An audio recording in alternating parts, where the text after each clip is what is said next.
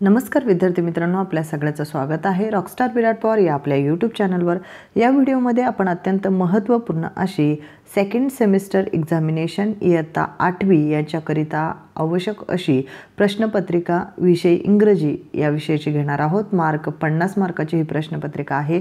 तर ही प्रश्नपत्रिका सोडवण्यासाठी तुम्हाला दिला जाणारा कालावधी हा 2.5 तासाचा असून ही कशा पद्धतीने सोडवायची, यामध्ये कुठला प्रश्न सोडवताना कोणती स्ट्रॅटेजी तुम्हाला वापरता येईल, अगदी कमी वेळात तुम्ही जास्तीत जास्त मार्क्स कसे मिळवू शकाल आणि चांगल्या पद्धतीने हा पेपर कशा पद्धतीने सोडवू शकाल याविषयीच्या महत्त्वपूर्ण अशी माहिती तुम्हाला या व्हिडिओमध्ये मिळणार आहे।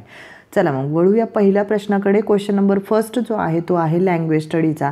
याच्यामध्ये आपल्याला लँग्वेज स्टडीवर आधारित काही प्रश्न असतात। सगळ्यात महत्त्वाचा पहिला प्रश्न यामध्ये क्वेश्चन ए इथे जर तुम्ही पाहिला तर हा 1 मार्कासाठीचा असतो। याच्यामध्ये complete the words by using correct letter अशा स्वरूपाचा आपल्याला प्रश्न असतो। यामध्ये आपल्याला वर्ड्स दिलेले असतात आणि त्यातील काही लेटर्स हे गाळलेले असतात। एक लेटर गाळलेला असतो आणि मग तो आपल्याला अर्थपूर्ण शब्द त्याच्यापासून बनवायचा असतो। इथे दिलेला शब्द आहे SMI-E। तर आपण जर व्यवस्थित आपलं इंग्रजीचं वाचन असेल तर तुम्हाला हा प्रश्न लगेचच सॉल्व्ह होईल की SMILE स्माईल म्हणजे हसणे, तर हा शब्द इथे बनतो आणि म्हणून मग इथे यल जो विद्यार्थी लिहितील त्यांना मार्क मिळणार आहे। त्यानंतर पुढच्या प्रश्नाकडे वळूया। CHNGE, तर इथे आपण शब्द पाहिला तर CHANGE अशा स्वरूपाचा हा शब्द बनतो। तर हा 1 मार्कासाठी आहे। दोन्ही शब्द तुमचे बरोबर असतील तर तुम्हाला 1 मार्क मिळतील। पुढचा बी वाला टॉपिक बघूया आपण। यामध्ये दिलेला क्वेश्चन काय तर put the following words in alphabetical order. आपल्याला दिलेले शब्द जे आहेत ते अल्फाबेटिकल ऑर्डरमध्ये आपल्याला लावायचे आहेत। अल्फाबेटिकल ऑर्डर म्हणजे जशी आपण डिक्शनरीमध्ये ABCD अशा स्वरूपात शब्दांची रचना करतो, अगदी तशा स्वरूपातच आपल्याला येथील शब्दांची रचना करायची असते। तर इथे दिलेले शब्द जे आहेत ते आपण पहिले वाचून घ्यायचे। इथे दिलेल्या शब्दांचे पहिले लेटर्स आपण एका साईडला लिहू शकतो, जेणेकरून आपल्याला मदत होईल हा प्रश्न सोडवताना।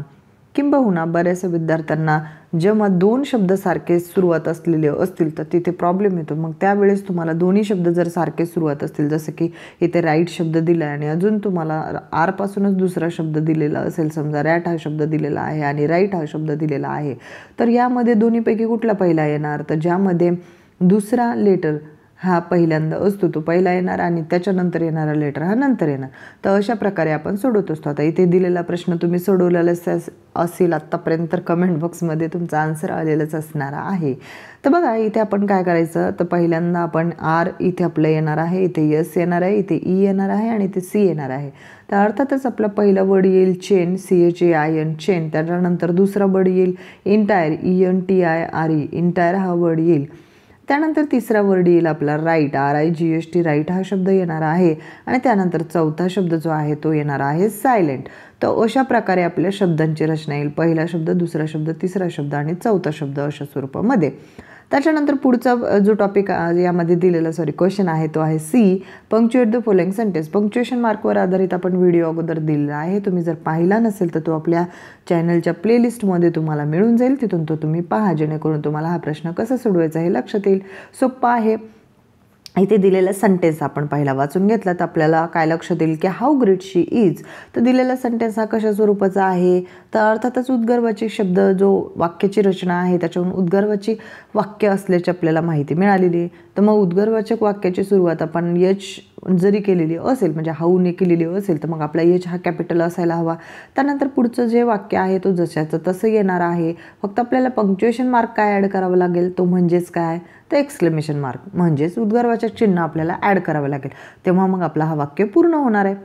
त्यानंतर पुढच्या प्रश्नाकडे वळूया। इथे दिले make 4 meaningful words of minimum 3 letters each by using the letters from the word deliberate. आपल्याला शब्द दिलेला आहे डेलिब्रेट हा शब्द आणि त्या शब्दापासूनच आपल्याला कमीत कमी 3 लेटर्स आपल्याला यातील घ्यायचे आहेत आणि त्याच्यातून आपल्याला कमीत कमी 4 शब्द बनवायचे आहेत। तुम्ही त्याच्यापेक्षा जास्तही बनवू शकता। जर तुमचा एखादा शब्द चुकलेला असेल तरी शिक्षक तुम्हाला मार्क देऊ शकतील, पण मग जर तुम्ही त्यापेक्षा कमी लिहिले तर त्यामध्ये तुमचे मार्क्स हे जाऊ शकतात। त्यामुळे आपल्याला अगदी सोपा प्रश्न असतो, सोडवायचाच असतो हा प्रश्न, ठीक आहे। सोपा असल्यामुळे आपण जे सोपे प्रश्न आहेत ते अगोदर सोडवण्याचा प्रयत्न करायचा।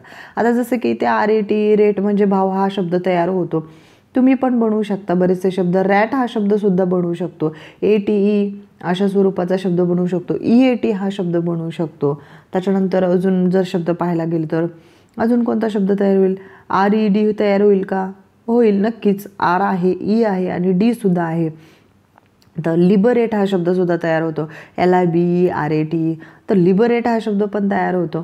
तर असे शब्द आपण इथे तयार करू शकतो. त्यानंतर पुढच्या प्रश्नाकडे वळूया. अर्थातच complete the word chain of given words. तर इथे word chain of given words दिले, हे वाचताना व्यवस्थित वाचायचं. इथे word chain of given word, noun म्हटलंय का, प्रोनाऊन, ॲडजेक्टिव्ह वगैरे काय दिलेलं असेल किंवा जेव्हा आपल्याला पार्ट ऑफ स्पीचमधले वेगवेगळे तुम्ही पार्ट ऑफ स्पीच अभ्यासलेले असतील ज्याचे व्हिडिओ आपण दिलेले आहेत, तर तुम्हाला लगेचच लक्षात येईल. पण इथे आपल्याला स्पेसिफिकेट केलेलं नाही आहे की हाच आपल्याला पद्धतीने सोडवायचा. आपण कुठलाही म्हणजे इथे वर्ड हा घेऊ शकतो. लाईक आपल्याला शेवटच्या शब्दापासून पुढचा शब्द बनवायचा आहे. ठीक आहे. तर add 4 words each beginning with the last letter of the previous word. दिलेला शब्द अगोदर बघायचा. TEACHER, टीचर हा शब्द दिला आहे. शेवटचा शब्द बघायचा, कोणता दिला आहे? R दिलेला आहे. ठीक आहे. तर R पासून पुढचा शब्द काय तयार होतो तो तुम्ही बनवा. आता जसं की मी बनवेल RABBIT, रॅबिट. लगेच तुम्ही कमेंट बॉक्समध्ये बनवायला चालू करायचं आहे. TIGER, tiger. त्याच्यानंतर R पासून पुढचा मी बनवेल RING, रिंग. त्याच्यानंतर पुढचा बनतोय माझा समजा GOD, गॉड. तर आता मला 4 शब्दांची रचना करायची होती, त्यामुळे मी केलं आणि मला माहिती आहे की माझे सर्व बरोबर आहेत. तर तो पण एक पॉईंट आहे. हां, पण याच्यामध्ये जर तुमचा चुकला शब्दाचा स्पेलिंग तर तुमची श्रृंखला जी आहे त्याच्यामध्ये थोडंसं मार्क तुमचा कमी होऊ शकतो. त्याच्यामुळे जे शब्दाचे स्पेलिंग्स तुम्हाला करेक्टली माहिती आहेत तेच तुम्ही आयडेंटिफाय करून लिहा. कारण इथे आपल्याला 3 वर्ड लेटर और 2 वर्ड लेटर और 4 वर्ड लेटर असं काही कंपल्शन नाही आहे की 3 शब्दांची रचना असायला हवी, 2च असावी, असं काही नाही आहे. त्यामुळे तुम्ही शब्द हा तुम्हाला माहीत असलेल्या स्पेलिंग्सतून निवडा, म्हणजे तुमच्या स्पेलिंग्स चुकणाऱ्या नाही आहेत.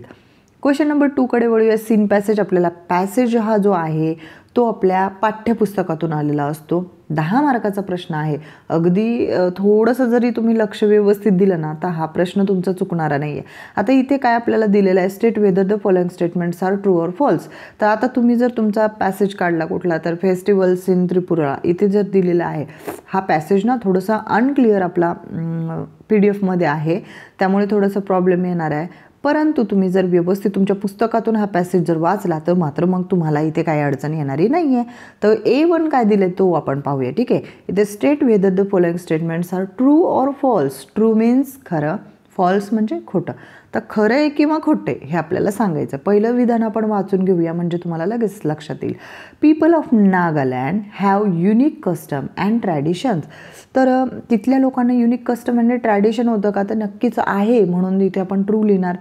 पुढे दुसरा दिला आहे a major festival is most to celebrated mainly in cities असं दिलं आहे, जे की चुकीचं आहे. त्याच्यामुळे इथे आपण फॉल्स असं लिहिणार आहेत. त्यानंतर थर्ड जे दिलं आहे festivals don't have the religious significance or importance असं दिलेलं आहे, जो की फॉल्स आहे. का? कारण फेस्टिवल हॅव असं असायला पाहिजे की फेस्टिवल्समध्ये एक रिलिजियस आपल्याला त्याच्यातून म्हणजे त्याचे इम्पॉर्टन्स आहे आपल्या रिअल लाईफमध्ये, आणि इथे डोंट हॅव असं दिलं आहे, त्यामुळे मग ते पण फॉल्स होणार आहे. त्याच्या पुढे these celebrations of festivals bring out the natural talent of people. तर इथे काय नॅचरल टॅलेंट जो आहे पीपलचा बाहेर येतो. अगदी ट्रू आहे म्हणून मग इथे आपण ट्रू घेणारे आहोत. तर अशा पद्धतीने आपण ट्रू और फॉल्स सोडवले. 2 मार्काचा प्रश्न आहे, अगदी सोपा असा प्रश्न आहे. तुम्ही व्यवस्थित सोडवला, जरी काही तुम्हाला येत नसेल तरी मग ट्रू और फॉल्समध्ये 1 जर तुम्ही टाकलं तर जर तुमचं योग्यच पद्धतीने गेलं तर तुम्हाला मार्क नक्कीच मिळू शकतो. What is the story about. तर असा इथे पुढे प्रश्न दिला आहे, पण याच्या पुढे ना हा वाला पेज नाही आहे, याच्या पुढे दुसरा पेज आहे, तो आपण घेऊया. हां, हा वाला पेज आहे याच्या पुढे. Hardly a month passes in any the 7 states अशा स्वरूपात आहे. ठीक आहे. तर A2 आपल्याला काय दिलं आहे तो पाहूया. पण A2 जो आहे तर कम्प्लीट द फॉलोइंग वेब असायला पाहिजे. कम्प्लीट द फॉलोइंग वेबमध्ये इथे आपल्याला वेब दिलेली आहे. कशा संदर्भात? तर फेस्टिवल फीचर ऑफ त्रिपुरा. तर याच्या संदर्भातील पॉईंट्स आपल्याला लिहायचे आहेत, जे की पॅसेजमध्ये सुद्धा आहेत.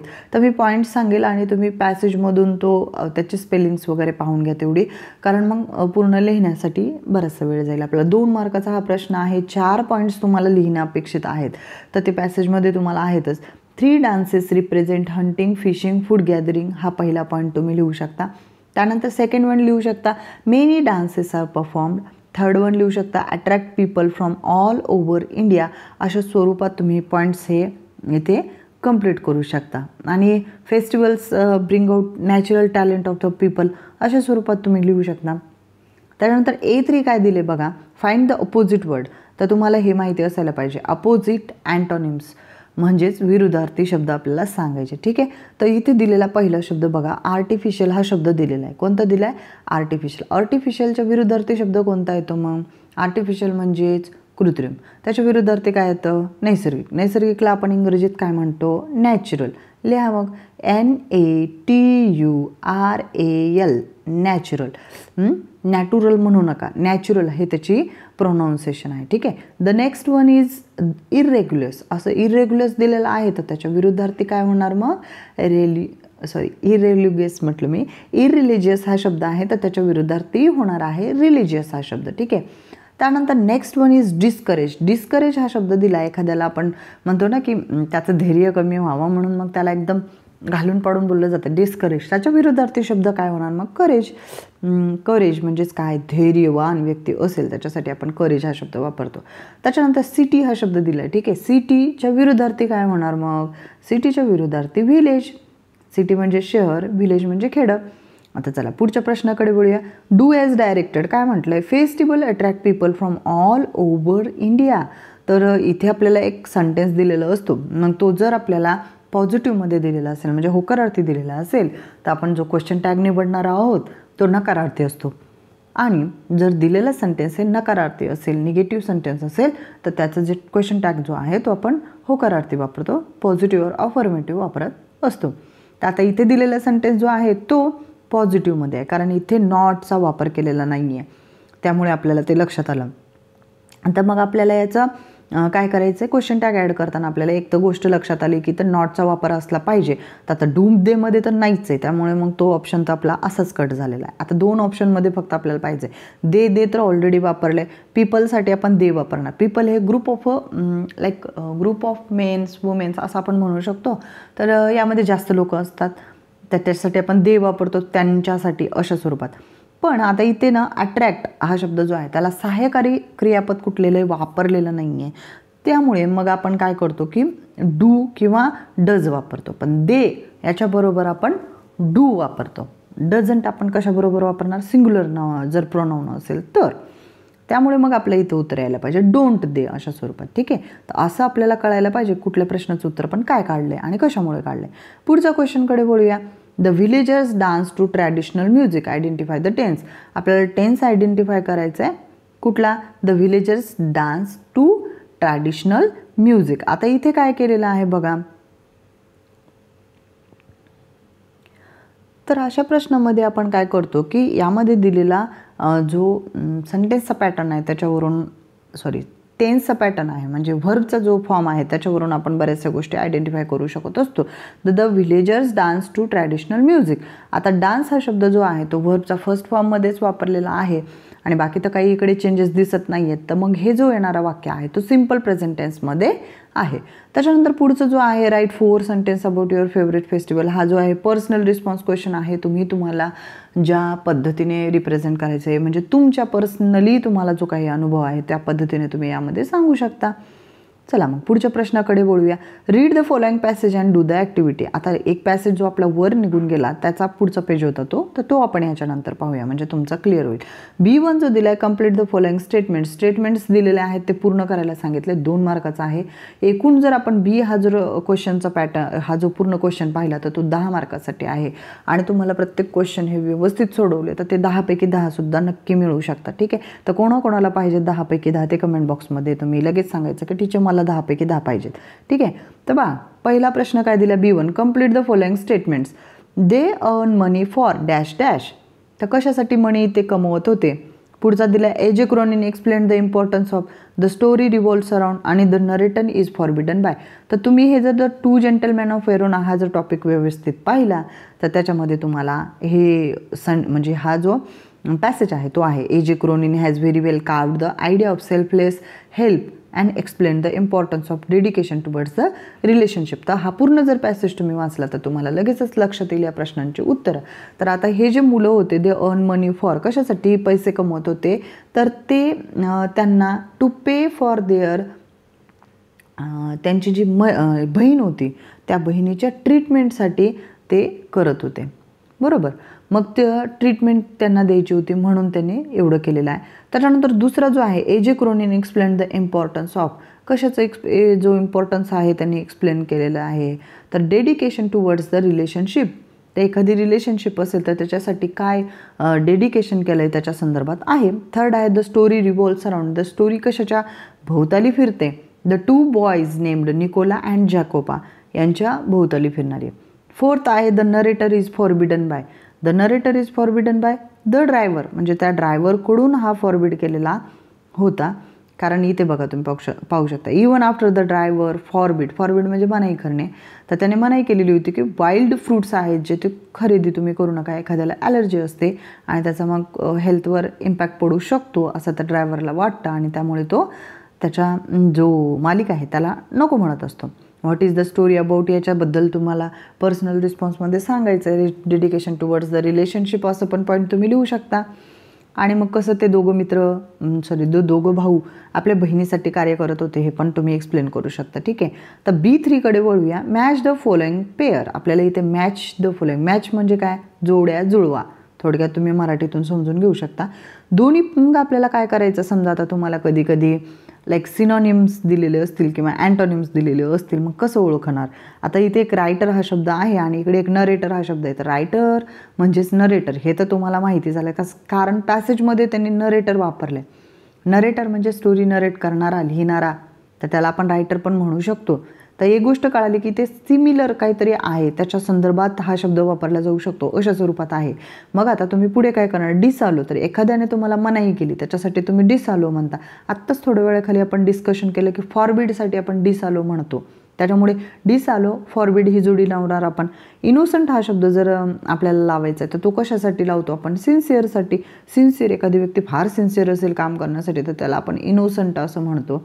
त्यानंतर क्लोज रिलेशनशिप असेल, एखाद्या सोबत तुमची फार जवळची अशी मैत्री असेल तर त्याच्यासाठी आपण काय म्हणणार, मग इंटिमेसी हा शब्द लिहिणार. तर अशा पद्धतीने ह्या जोड्या जुळवलेल्या आहेत आपण. चला पुढच्या प्रश्नाकडे वळूया. आता डू ॲज डायरेक्टेड, कृती करायची आपल्याला. पहिलं म्हटलं आहे this amazes the narrator, choose the correct option. आता काय म्हटलं आहे इथे, करेक्ट ऑप्शन आपल्याला निवडायचं आहे. कशा संदर्भात, तर आपल्याला त्याचा व्हॉइस चेंज करायचा आहे.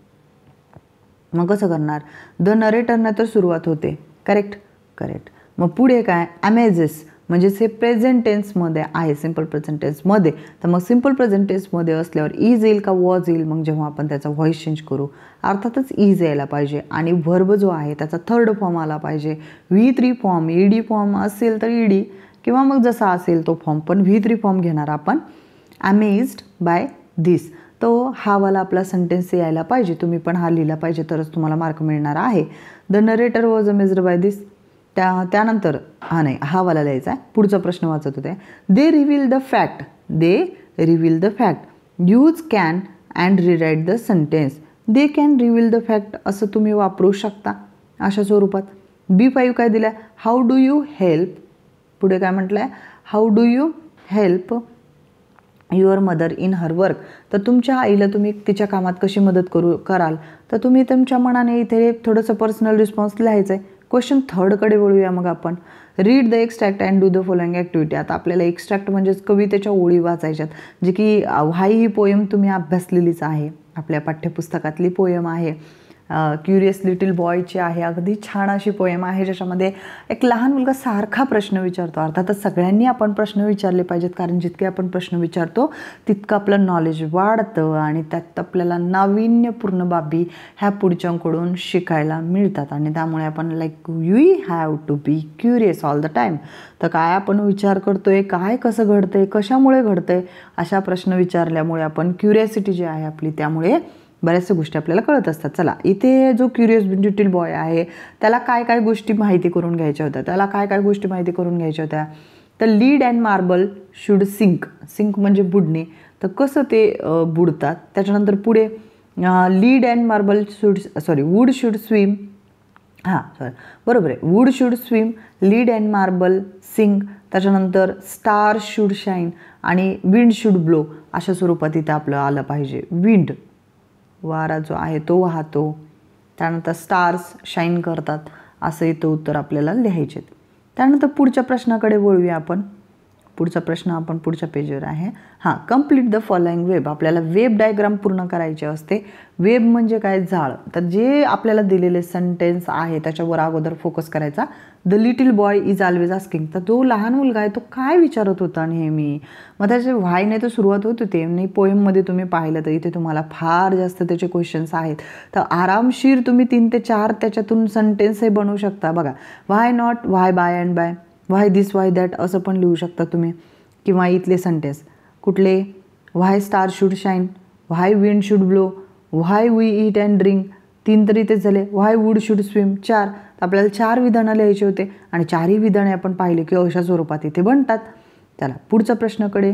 Right any 2 rhyming pairs of stanza. तर कुठलीही 2 रायमिंग पेअर्स ऑफ स्टॅन्झाज तुम्हाला लिहायचे. आता इथे स्टॅन्झाज म्हणलं की पूर्ण कडवंच लिहावं लागेल तुम्हाला. 2 रायमिंग असलेला कडवं तुम्हाला लिहावं लागणार आहे. मगच तुमचं इथे तुम्हाला मार्क मिळतील. जसं की आता इथे बघा, why lead and marble sink and what we eat and drink. कारण सिंक अँड ड्रिंक हे होतं इथे काय म्हणतो आपण त्याला, राईम होतो. इकडे व्हाय आणि बाय हा राईम होतो. तर मग हावाला ना हावाला तुम्ही लिहिलं तर तुम्हाला मार्क मिळेल. ठीक आहे, तर असं आपल्याला लिहायचं आहे. पुढच्या प्रश्नाकडे वळूया मग आता आपण.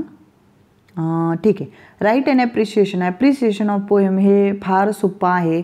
जर तुम्ही थोडंसं लक्ष दिलं ना तर तुम्हाला याचे आउट ऑफ मार्क इझिली मिळू शकतात.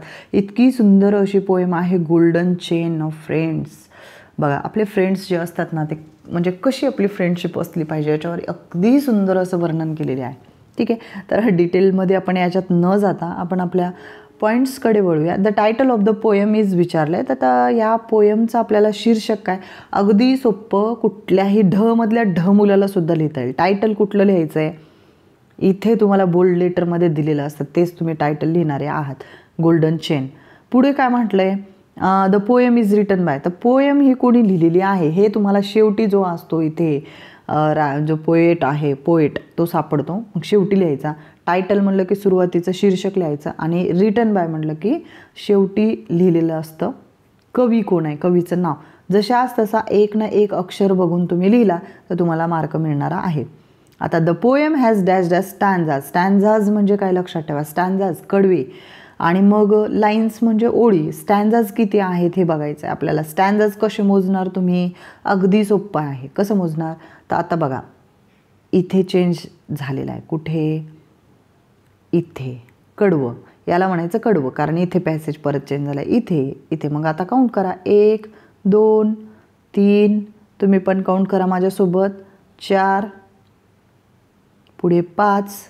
किती झाले? मग लिहायचं इथे लगेच 5. जर स्पेलिंग लिहिता येत असेल तर या 5 ही 5 लिहा, नसेल येत तर 5 असं पण लिहिलं तरी चालेल. ठीक आहे. Each stanza has dash dash lines.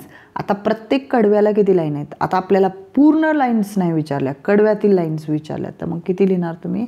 4 lines लिहिणार. किती लिहिणार? 4 लाईन्स. अशा स्वरूपात तुम्हाला लिहिता आलं पाहिजे. ठीक आहे. मग तुम्ही एवढं सोपं लिहिलं तर तुमचे मार्क कशाला जातील बघा ना. तुम्ही अगदी सोप्या गोष्टी सोडून देता आणि मग अवघड गोष्टीच्या मागे लागता, मग मार्क जातात तुमचे. तर या 3 ह्या गोष्टीचे तर तुमचे मार्क मिळाले. आता पुढचं बघा, द फिगर ऑफ स्पीच. तर कवितेत वापरलेला भाषेतील अलंकार कोणता आहे? तर इथे 2 अलंकार वापरलेले आहेत. Metaphor METAPHOR metaphor and the second one is alliteration. चला, हे लिहून झालं. My favourite line. तुम्हाला कवितेतली कुठलीही लाईन, फेवरेट हा शब्द तर लक्षात ठेवता. फेवरेट म्हणजे काय? आवडते गोष्ट असेल, आवडती व्यक्ती असेल, आवडती ओळ असेल तर ऑब्व्हियसली ते आपल्याला लाईन म्हटलं आहे, आवडती ओळ लिहायची. तर तुम्ही कुठलीही एक लाईन पोएममधली लिहू शकता, त्याच्यावर तुम्हाला मार्क मिळणारा आहे. तर 5 मार्काचे एक मार्काला एक गोष्टी आहेत. इझिली तुम्ही हे 5 मार्क मिळवू शकता. पुढे घ्या. Question number 4. Unseen passage. जो पॅसेज आपण पाहिलेला नसतो किंवा आपल्या पाठ्यपुस्तकात दिलेला नसतो त्या पॅसेजवर आधारित हा प्रश्न असतो. ठीक आहे. Read the following passage and do the activities. आपल्याला पॅसेज वाचायचं आणि ॲक्टिव्हिटीज करायचे. State the following sentence are true or false. आता सेंटेन्स ट्रू ऑर फॉल्स आहेत ते सांगायचं आहे. हा पॅसेज तुम्ही एकदा नीट वाचून घ्या, म्हणजे तुम्हाला कसं सगळ्या गोष्टी लक्षात येईल. पॅसेज वाचताना आपल्याला काय करायचं की लाईक पहिलं तुम्ही विधान वाचून घ्या, म्हणजे तुम्हाला त्याच्याशी रिलेटेड गोष्टी करेक्टली थोडंसं ॲनालिसिस करायला सोपं जाईल. जसं की इथं काय दिलं, Jupiter was the king of gods, आणि दुसरं दिलं Jupiter hated Hercules from the moment of his birth.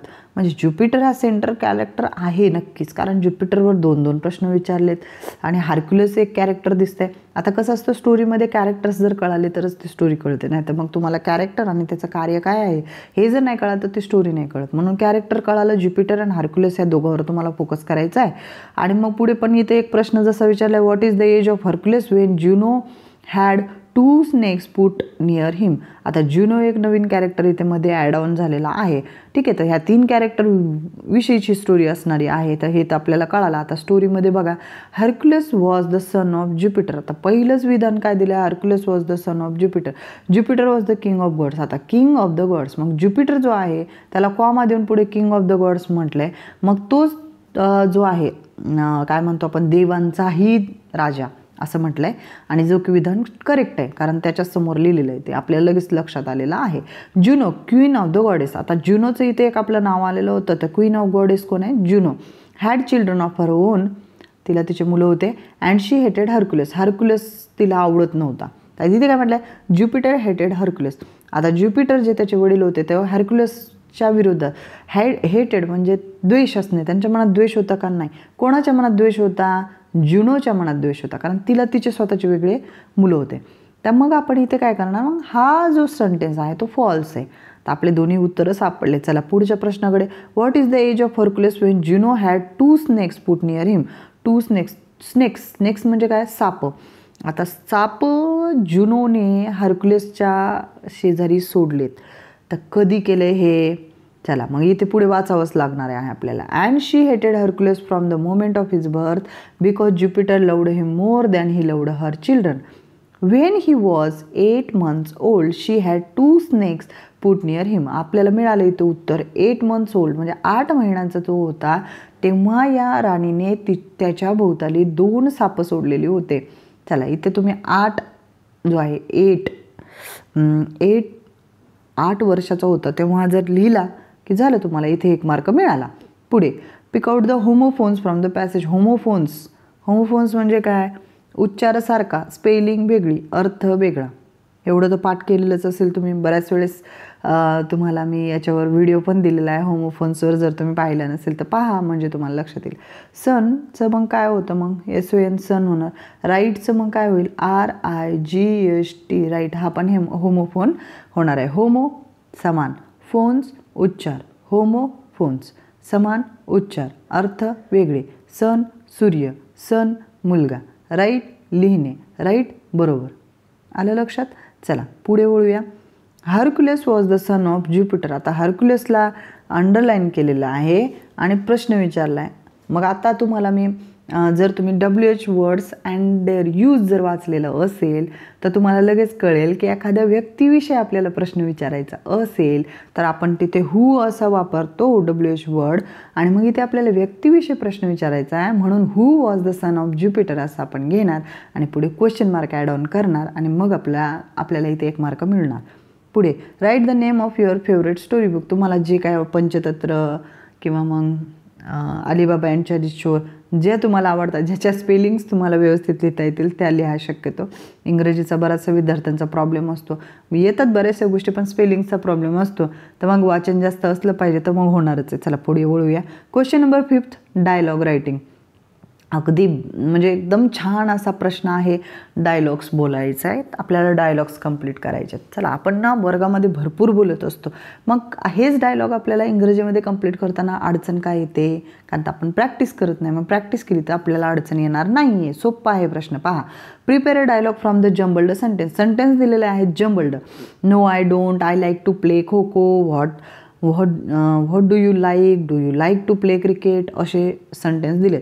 आता कुठल्याही कन्व्हर्सेशनची सुरुवात करताना तुम्ही समजा करायचं असेल तुम्हाला, तर आता इथे बघा, do you like to play cricket, what do you like. आता इथे क्रिकेटचा म्हणजे आयडेंटिफाय केलं एक पर्टिक्युलर गेम मग आपण सुरुवातीलाच हा सेंटेन्स घेऊन मग परत इथे असं नाही वापरत आपण. म्हणून मग पहिला आपण व्हॉट डू यू लाईक असं घेणार. मग तुम्ही म्हटलं, दुसऱ्यांनी म्हणू शकतो की I like to play kho kho. मग आता त्याचं पहिलं म्हणतो नो आय डोंट, मला नाही ना हे आवडत. मग do you like to play cricket, हा पुढचा प्रश्न आला समजा तुम्हाला. एकच मिनिट अशी रचना नाही. पहिली रचना येणार what do you like, correct. दुसरी येणार मग काय येणार, I like to play kho kho. मग त्याच्या पुढचा प्रश्न विचारणार do you like to play cricket, मग पुढचा म्हणणार नो आय डोंट. तर अशा प्रकारे हे विधानं आपले क्लिअर होणार. पुढे म्हटलंय complete the following dialogue. Do you like to watch TV, तुम्हाला TV पाहायला आवडतं का. मग तुम्ही म्हटलं yes I like. Which is your favourite serial, तुम्ही लिहा आता छोटा भीम कोणत्या तुमच्या फेवरेट सिरियल आहेत त्या तुम्ही लिहू शकता. ठीक आहे. पुढे म्हटलं write a dialogue of minimum 3 meaningful exchange on family. आता फॅमिलीवर आधारित तुम्हाला 3 मिनिंगफुल डायलॉग लिहायचे. आता हा प्रश्न मात्र तुम्हाला कमेंट बॉक्समध्ये द्यायचा आहे. 3 मार्काचा प्रश्न आहे. बघूया तुम्ही किती चांगली प्रॅक्टिस करता. फॅमिलीवर आधारित तुम्हाला 3 मिनिंगफुल एक्सचेंज. म्हणजे कसं असतं एक्सचेंज म्हणजे कसं पाहिजे, एकाने दुसऱ्याला बोलला, हा पहिला एक्सचेंज होतो. दुसरा मग परत पहिला दुसरा, परत पहिला दुसरा, असे 6 सेंटेन्स असले पाहिजेत तुमचे. मग तुम्हाला एका अर्धा असा मार्क आम्ही देऊ आणि मग तुम्हाला 3 पैकी 3 मार्क मिळू शकतील. चला question number 6, easy question, scoring mark question आणि अगदीच तुम्ही कमी वेळात सोडू शकता, अगदीच कमी डोकं लावून सोडू शकता जर अभ्यास चांगला असेल तर. पुढे दिला आहे क्लासमेट. हा शब्द जो आहे त्याचा मदर टंगमध्ये तुम्हाला ट्रान्सलेट करायचा. क्लासमेट म्हणजेच वर्गमित्र. आता तुम्ही क्लासमेट हे लगे आपण जे वह्या खरेदी करतो क्लासमेट असं डोक्यात असतं तर ते काही लिहू नका तुम्ही, कंपनीचं नाव वगैरे. तर क्लासमेट वर्गमित्र. पुढे वर्कशॉप म्हणजे कार्यशाळा, त्यासाठी आपण वापरतो. त्यानंतर पुढे बघा काय दिलं आहे, ट्रान्सलेट द फॉलोइंग प्रोवर्ब म्हणजे म्हणी in your mother tongue. We should obey our parents and teacher, म्हणजेच आपण आपल्या पालकांच्या आणि शिक्षकांच्या आज्ञा पाळाव्यात. पुढे म्हटले need is the mother of invention, म्हणजेच गरज ही शोधाची जननी आहे असं आपण म्हणतो. काय म्हणणार, गरज ही शोधाची जननी आहे. आता पुढे बघा translate the following sentences into English. आता हे सेंटेन्स दिलेत त्यांना आपल्याला इंग्लिशमध्ये ट्रान्सलेट करायचं आहे. इच्छा तेथे मार्ग. आता मला एखादी काम करण्याची भयंकर इच्छा असेल तर तिथे मला मार्ग मिळणारच. As there is a will there is a way असं लिहायचं. मग ॲज देअर इज विल, पुढे म्हणणार देअर इज वे. आलं लक्षात. आता पुढे मला गोष्टी वाचायला आवडतात. आता काय म्हणणार मग, आय लाईक म्हणजेच आवडणे. I like to read stories. इतकं सोपं आहे. तर अशा पद्धतीने ही प्रश्नपत्रिका सोडवायची. तुम्हाला ही प्रश्नपत्रिका सोडवताना काही अडचणी आल्या असतील तर त्या कमेंट बॉक्समध्ये नोंदवा, जेणेकरून लवकरात लवकर त्याच्यावर तुम्हाला अधिक अभ्यास करता येईल आणि पुढच्या परीक्षेसाठी तुम्हाला त्याचा उपयुक्त अशी मदत होईल. तर भेटूया अशाच अत्यंत महत्त्वपूर्ण अशा व्हिडिओमध्ये पुढील भागामध्ये अत्यंत महत्त्वपूर्ण अशी माहिती घेऊन. तुम्हाला हा व्हिडिओ कसा वाटला हे पण कमेंट बॉक्समध्ये नोंदवायला विसरू नका. धन्यवाद.